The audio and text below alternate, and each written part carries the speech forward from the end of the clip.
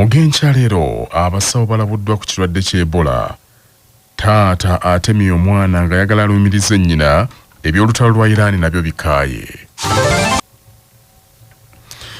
Minisitule y'ebyobulamu erabudde ne sekulabula abasawo bonna naddala abakola mu laboratory abakebera omusaayi malwaliro ago bwannannyini okwerinda ennyo ekirwadde kya Ebola nga bakola omulimu gwabwe kuba kyongedde okubasenkenya. Minisitule egambye nti abasawo abazuulibwa abasinga obungi baba bano abakola mu laboratories kubanga be basooka okutuukirwako abalwadde nga babaggyako omusaayi. Kididde nate okuzuulayo abantu balala babiri olunaku lw'eggulo nga balina ekirwadde kya Ebola ekireetedde omuwendo gw'abalwadde ba Ebola mu Uganda okulinnya nga kano baweze 9. Akulira ebyobujjanjabi by'ekikugu Minisitule y'ebyobulamu Professor Dr. Charles Oral agambye nti abasawo abakebera abalwadde kaakano bonna balina okwambala mu ngeri entuufu ey'ekinasayansi ey'okwetangira ekirwadde kino nga tebannakola ku muntu yenna agenze mu ddwaliro naddala ng'alina ekizibu kyonna okumuggyako omusaayi nga tebannaba kumuggyako omusaayi basooke nga beesabike. You can be a very good physician, good clinician, but if you don't have values which have person-centered care, then you're not of no value. You rather will have no worker than have somebody who does not respect humanity. So we will not do that. Ultrasound on somebody who the patient. So you should not, even infection prevention does not apply only to the rest of the what? Of the other staffs. Even you who is doing an ultrasound, emphasize what? Infection what? Prevention. So that you protect yourself, protect your patients, and when you protect yourself, you protect your family, protect the what? The community. So you don't change the linen, you don't clean the probe, you don't sanitize it, don't do it. Then you change from one patient to one patient, and then actually you are dealing with, and then there you'll be spreading what? Infection. Mu Uganda kaakano abalwadde abakyajjanjabibwa Ebola basigadde 6 newankubadde omuwendo baweze 9 abaakazuulwamu akawuka ako kubanga omu yafa, omulala yazuulibwa amaze okuddayo ewaabwe e Congo ate omulala yajjanjabiddwa na ssuuka ng'ono munnansi wa Congo omukazi yalina akakwate n'omusajja w'emyaka 59 yafa. Minisitule y'ebyobulamu egamba nti abalwadde abamu tebatera kulaga bubonero mangu wabula nti oluvannyuma lw'akaseera butandika okweyoleka so nga baba babulabe ddala ng'obubonero butandise okweraga. Ebola bulwadde bwa mutawaana bwe bukwata omuntu atandika okukolola n'okulumizibwa mu kifuba, atanaka, afuna omusujja ogw'olutentezi, amaaso okumyukirira, oluusi n'okufuluma omusaayi mu bitundu by'omubiri eby'enjawulo. Poliisi mu Bendobende ly'e Masaka eggalidde omusajja Semaka wa myaka 40 ng'emulango kukakana ku katabani ke ak'emyaka 10 gyokka n'akatulugunya ng'akalanga okugaana okulumiriza nnyina nti abadde nga bbe emmwanyize. Omusajja ono atanywa guteeka ye Lwanga Gonzaga wa myaka 40 mutuuze ku kyalo kya Lutwaka ekisangibwa mu disitulikiti y'e Lwengo. Kigambibwa nti yaddidde omwana oyo Katerega Bruce ow'emyaka 10 gyokka n'amulijja emiguwa olwo n'alyoka amulirika emiggo bwe yavudde awo n'amutema ekyambe n'okumukumako omuliro. Kansala w'omu kitundu ekyo Kabalitomo agambye nti omusajja oyo bakira akaka omwana oyo alumirize nnyina nti abadde nga bbe emmwanyize.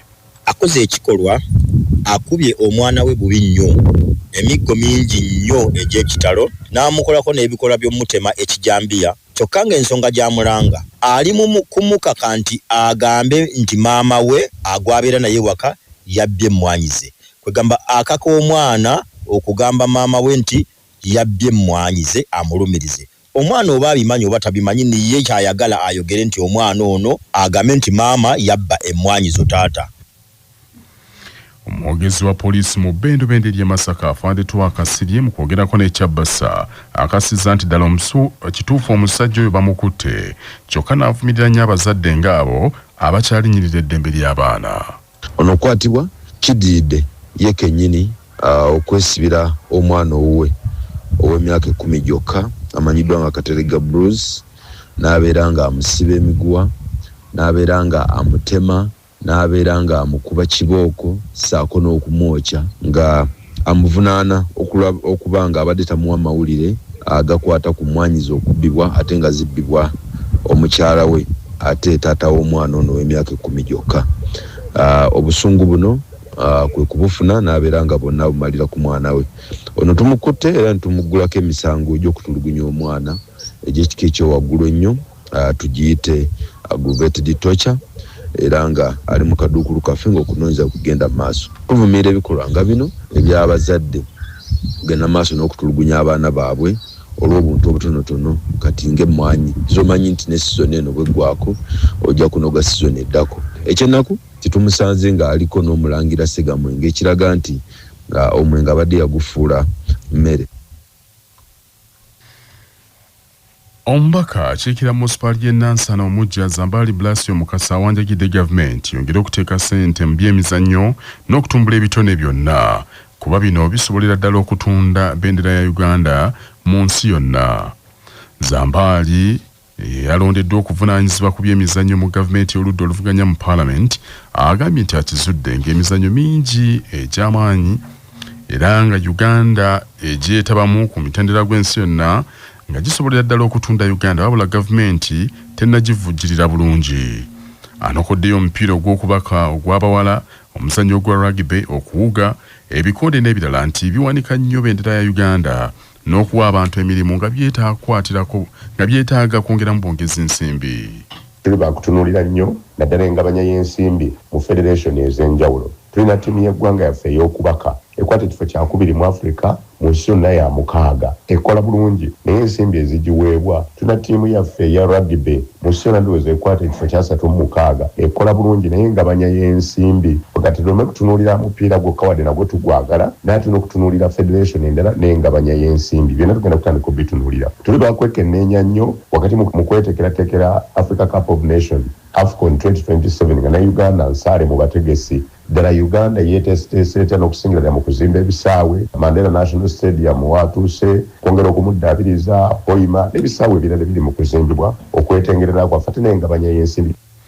Zambali mu mbeera yateeseteese okusaba okwebaza omutonzi olw'obuwanguzi bwe yatuuseeko nga okusaba kuli ku kkanisa ya St. Luke Nabweru olwaleero, era yeeyamye nti waakulwana bw'ezzingiriro okulaba nti bannabyamizannyo baganyulwa mu bitone byabwe ate n'okulaba nti eby'emizannyo byongera okutumbuka mu ggwanga. Twagala okulaba nga ebyemizannyo bisinga kugasa abo ababikola so si ababiddukanya. Embeera eriwo kwe kulaba nga ba administrator tebaganyulwa nnyo n'okusinga abo ababyenyigiramu. N'olwekyo tuli bakunyweza nnyo era tuli bakulondoola okulaba nga buli ssente weegenza y'ebyemizannyo egasa. Ogwo omulimu ndi musiimu okwongera gavumenti okugitunula n'okugikuba mu tooki emirimu okugitambuza obulungi. Njagala kwebaza obukulembeze bwa National Unity Platform wamu n'omukulembeze wa Robert Kyagulanyi Ssentamu okunondanga minisita w'ebyemizannyo mu gavumenti empabuzi. Ebyemizannyo tulina kati okubitwala nti si kyakuzannya mu buzannyi, wabula gwe musingi ogugatta ensi yaffe ate gutunda ensi yaffe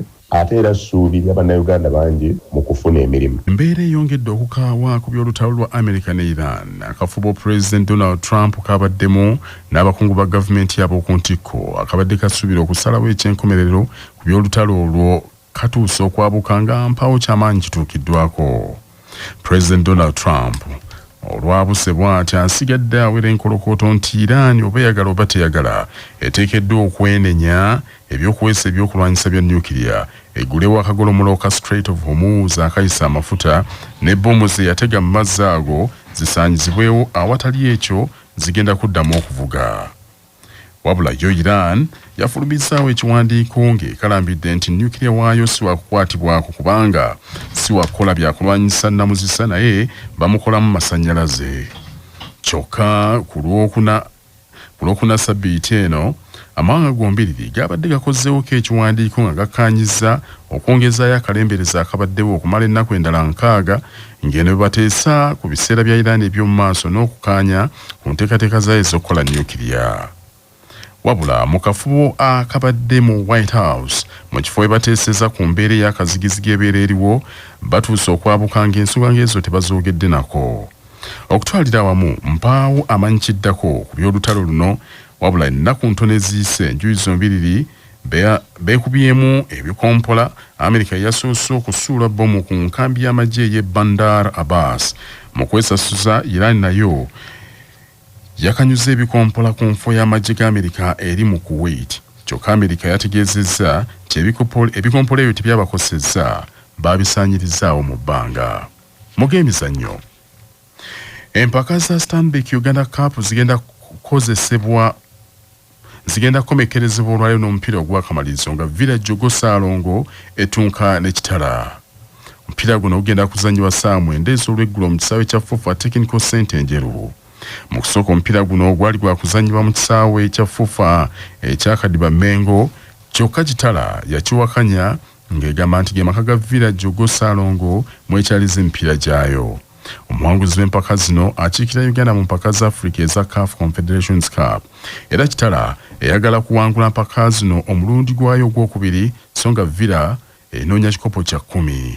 Villa okutuuka ku fayinaali yawandulamu URA ku mugatte gwa goolo 3 ku bwerere, ate kitala neewandulamu Vipers mu nkola ya away goals rule oluvannyuma lw'okulemagana goolo 1-1 mu kisaawe ekitende.